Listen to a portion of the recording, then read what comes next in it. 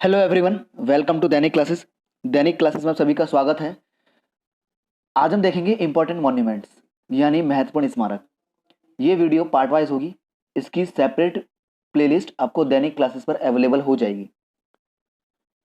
Exam oriented जो important स्मारक हैं या महत्वपूर्ण स्मारक हैं उसको ध्यान में रखते हुए ये वीडियो तैयार की गई है।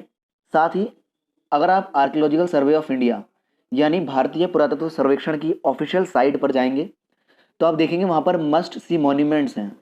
मस्ट सी मॉन्यूमेंट्स की एक लिस्ट है। यानी आर्कियोलॉजिकल सर्वे ऑफ इंडिया के द्वारा बोला गया कि अगर आप भारत आते हैं तो आपको ये मॉन्यूमेंट्स या स्मारक तो देखने ही चाहिए, यानी या फिर अगर आप भारत के हैं तो आपको इन मॉन्यूमेंट्स के दर्शन करने ही चाहिए एक बार जरूर। तो ये 138 मस्ट सी की लिस्ट है।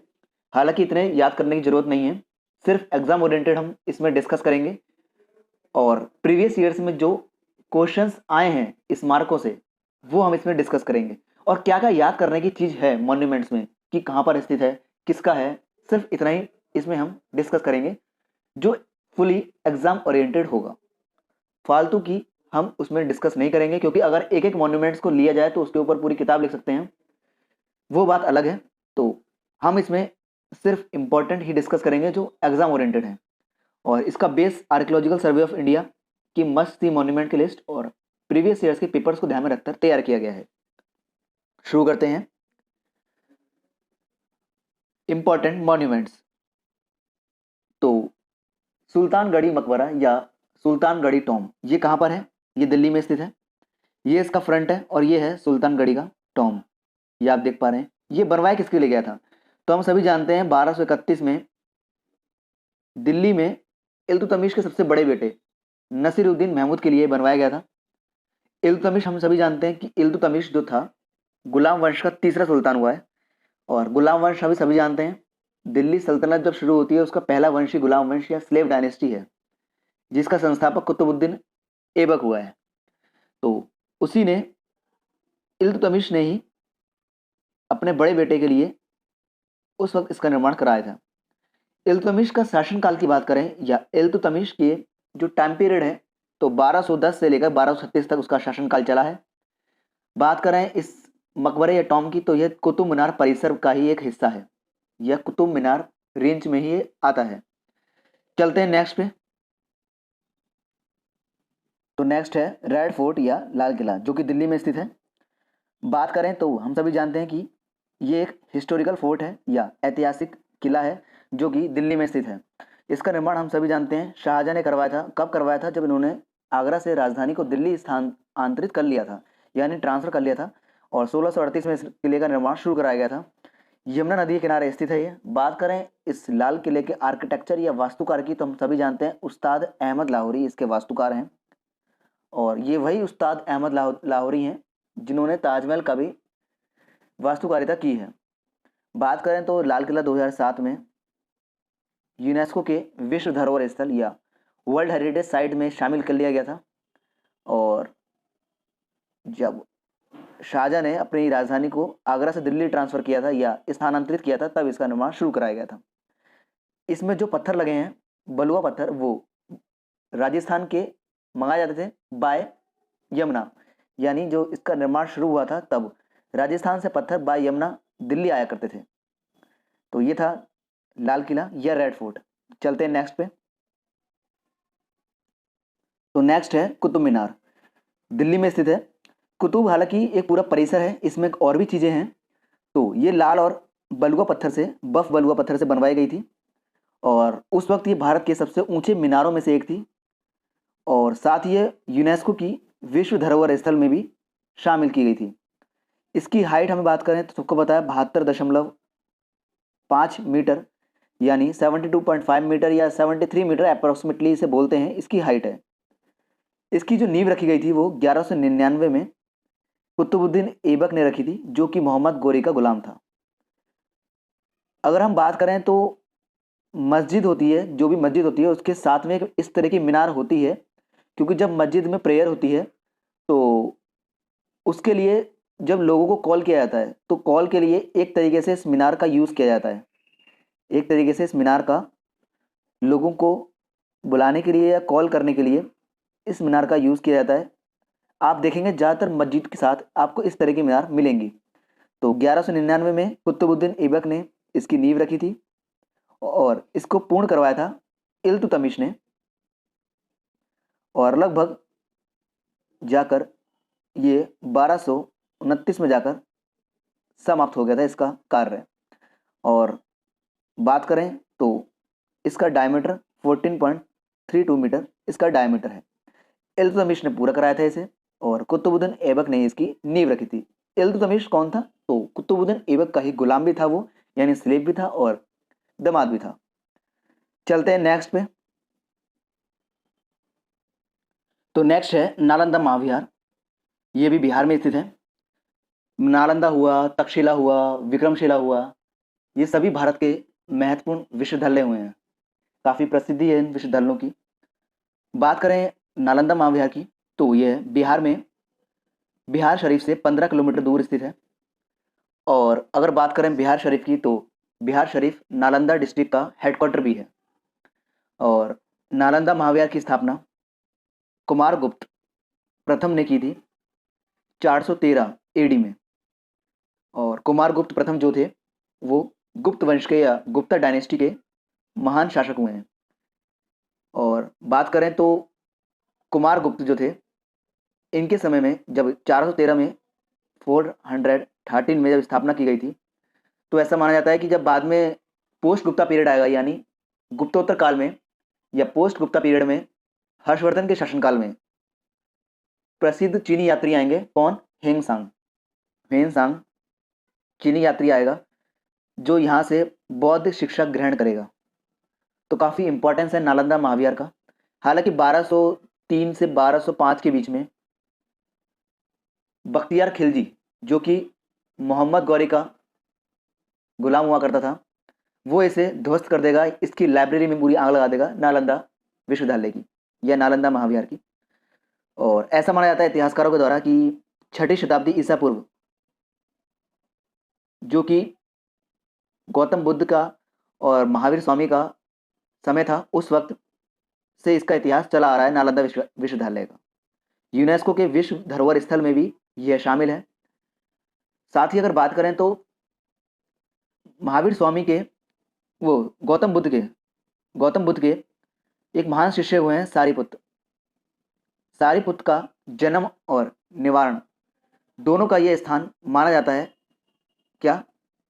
नालंदा महाविहार, और बिहार में स्थित है। चलते हैं नेक्स्ट पे। नेक्स्ट है Laxman temple and old sites, Sirpur Chhattisgarh. Laxman मंदिर और पुराने स्थल छत्तीसगढ़ के सिरपुर में। अगर बात करें, ये एक प्रसिद्ध मंदिर है वहाँ का।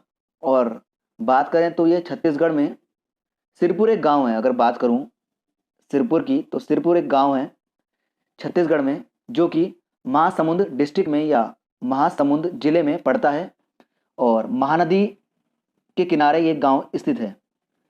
और बात करें तो भगवान विष्णु का ये मंदिर है, भगवान विष्णु को समर्पित है ये मंदिर। और बात करें इसका निर्माण की तो रानी वस्ता ने इस मंदिर का निर्माण किया था। रानी वस्ता कौन थी? तो मगध के राजा थे मोखरी राजा। मगध के मोखरी राजा हुए हैं। उन मोखरी राजा सूर्यवर्मन की बेटी थी वस्ता। और पांडुवंशी राजा की माँ थी कौन? वस्ता, जिनके इन्होंने निर्माण किया था। पांडुवंशी राजा महाशिव गुप्त बालार्जुन ने की माँ ने इनका निर्माण कराया था। महानदी के किनारे स्थित है ये, छत्तीसगढ़ के महासमुंद जिले में पड़ता है ये। और सिरपुर एक गांव है, भगवान विष्णु को ये समर्पित है ये मंदिर। बात करें तो मंदिर में जो नॉर्थर्न आर्किटेक्चर या जो उत्तरी वास्तुकला है उत्तरी भारत की, वो इसमें देखने को मिलती है मंदिर में। गर्भगृह है और एक जो मंदिर में जो टिपिकल आर्किटेक्चर होता है नॉर्थ इंडिया का, वो इसमें स्थित है। लक्ष्मण मंदिर, सरपुर, छत्तीसगढ़। चलते हैं नेक्स्ट पे।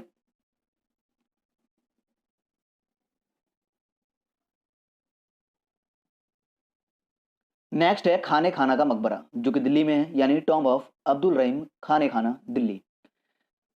अगर बात करें तो इनका पूरा नाम क्या था, तो इनका पूरा नाम था खानज़ादा मिर्ज़ा खान अब्दुल रहीम खाने खाना, जिन्हें हम प्यार से या मतलब निक नेम इनका रहीम भी था, इन्हें रहीम नाम के नाम से भी पुकारा जाता था। ये कवि थे जो मुगल सम्राट अकबर के शासनकाल के दौरान थे।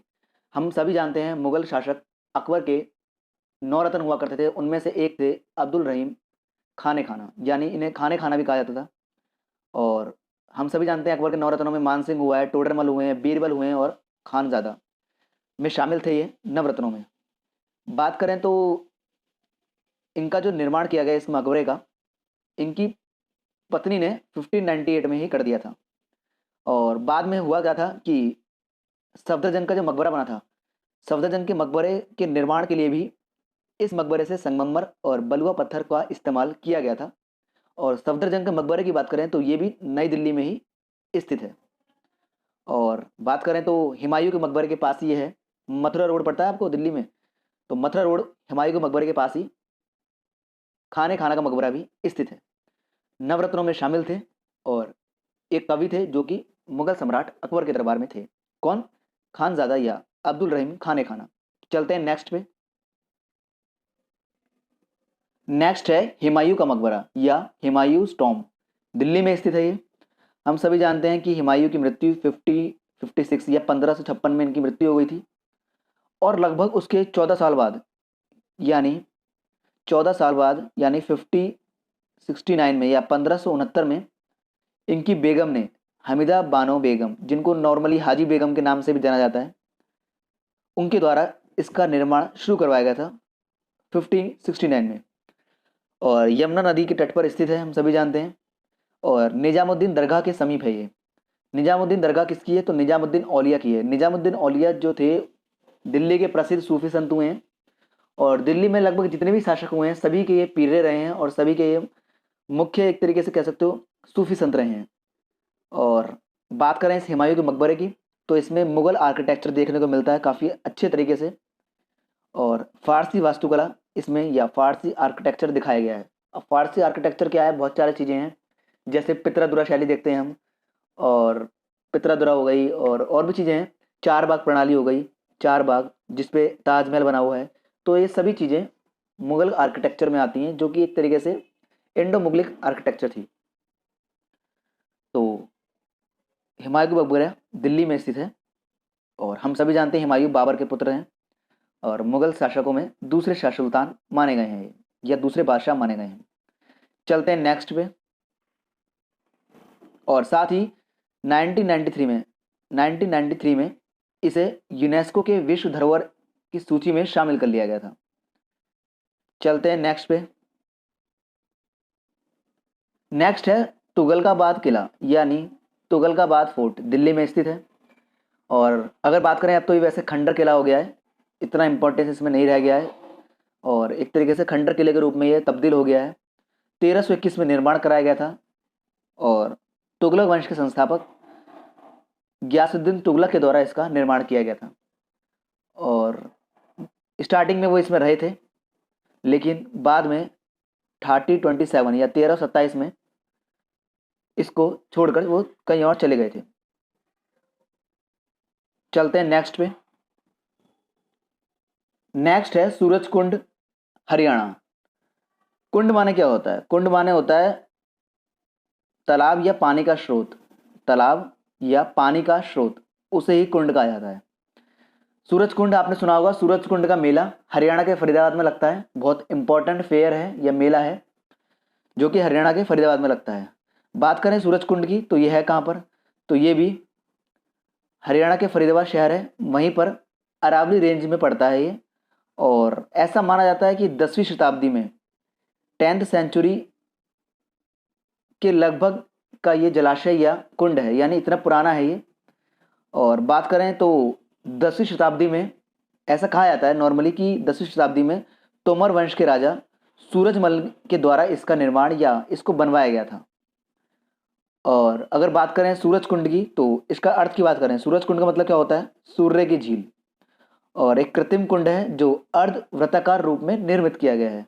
कुंड का मतलब क्या होता है? कुंड का मैंने आपको बताया, तालाब या पानी का स्रोत, यानी झील कह सकते हो आप ऐसे, या जलाशय भी कह सकते हो, जो सूरजमल के द्वारा निर्मित की गई थी, सूरजपाल के द्वारा, सूरजपाल है सॉरी, ये सूरजमल नहीं है, सूरज पाल के द्वारा इसे निर्मित किया गया था, सूरजपाल। और जो तोमर वंश के राजा थे, 10वीं शताब्दी में इसका निर्माण कराया गया था। अरावली रेंज में पड़ता है ये, हरियाणा के फरीदाबाद शहर में स्थित है ये। सूरज कुंड फेयर भी लगता है, जो हरियाणा के फरीदाबाद में लगता है। चलते हैं नेक्स्ट पे। नेक्स्ट है शेख चिल्ली का मकबरा या शेख चिल्ली टॉम्स, ये हरियाणा में स्थित है। और शेख चिल्ली हमें पता है, इनका पूरे नाम की बात करें तो इनका पूरा नाम क्या था? इनका पूरा नाम था अब्दुल उर रहीम अब्दुल करीम अब्दुल रजाक, ये इनका पूरा नाम था। और इनको नॉर्मली हम शेख चिल्ली के नाम से ज़्यादा जानते थे, या शेख चिल्ली के नाम से ज़्यादा प्रसिद्ध थे। और अगर बात करें तो मुगल राजकुमार जो दारा शिकोह हुए हैं, दारा शिकोह के आध्यात्मिक गुरु थे, दारा शिकोह के आध्यात्मिक गुरु माने जाते हैं शेख चिल्ली। इनका जो मकबरा है ये कहाँ है? तो हरियाणा के थानेसर में है। थानेसर पड़ता है, कुरुक्षेत्र के पास पड़ता है, तो वहीं पर स्थित है शेख चिल्ली का मकबरा। और यहाँ पर और भी चीज़ें हैं, यहाँ 2 कब्रें भी हैं, मदरसा है यहाँ पर, और मुगल उद्यान है, और काफ़ी अन्य चीज़ें भी यहाँ शामिल हैं। और इस मकबरे की अगर बात करें तो स्थापत्य या योजना यानी जो आर्किटेक्चर है वो काफ़ी तरीके से पर्शियन इफेक्ट उसमें या फारसी प्रभाव उसमें देखने को मिलता है। और ऐसा माना जाता है कि शेख चिल्ली के इस मकबरे में इनकी पत्नी का मकबरा भी इसी मकबरे में स्थित है, और हरियाणा के थानेसर में स्थित है ये। तो ये था कंप्लीट वीडियो जो हमने कवर करा, ये पार्ट 1 है। अभी और भी पार्ट आएंगे, मैं वीडियो को ज़्यादा लंबा नहीं करूँगा, और इसके आप रिवीजन करेंगे अच्छे से। मैंने लिख भी दिया है, इसकी पीडीएफ भी आपको टेलीग्राम पर मिल जाएगी, उसका लिंक डिस्क्रिप्शन में मिल जाएगा, या मैं डायरेक्ट इसकी पीडीएफ का लिंक आपको डिस्क्रिप्शन में दे दूंगा, वहाँ से डाउनलोड कर सकते हैं।